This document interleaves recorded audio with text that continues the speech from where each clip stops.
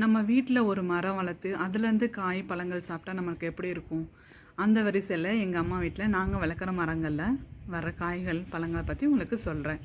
இன்றைக்கி எங்கள் மாமரத்தில் புதுசாக துளிர் விட்டுருக்க மாங்காயை பற்றி, அந்த மாங்காய் பூவை பற்றி பார்ப்போம்.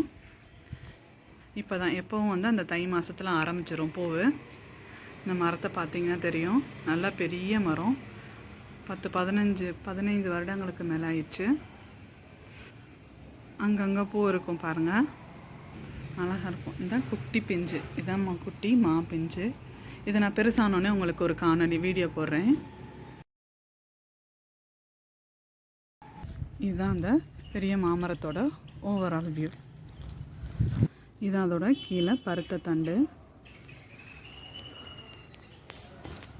இந்த பறவைகள் சவுண்டெல்லாம் கேளுங்க, நல்லாயிருக்கும்.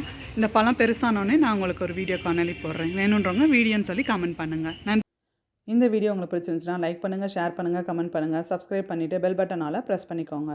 இதே மாதிரி இயற்கையான வீடியோஸ், அதாவது natural farming, natural photography, natural products, அதாவது ஆர்கானிக் ப்ராடக்ட்ஸ் இந்த மாதிரி வேணும் அப்படின்னா நம்ம channel Madurai STR fashion and natural ஃபுட்ஸை சப்ஸ்கிரைப் பண்ணிக்கோங்க. உங்கள் ஃப்ரெண்ட்ஸ் அண்ட் ஃபேமிலிக்கு ஷேர் பண்ணுங்கள், ஹைப் பண்ணுங்கள். நன்றி, வணக்கம் சகோதர சகோதரிகளே.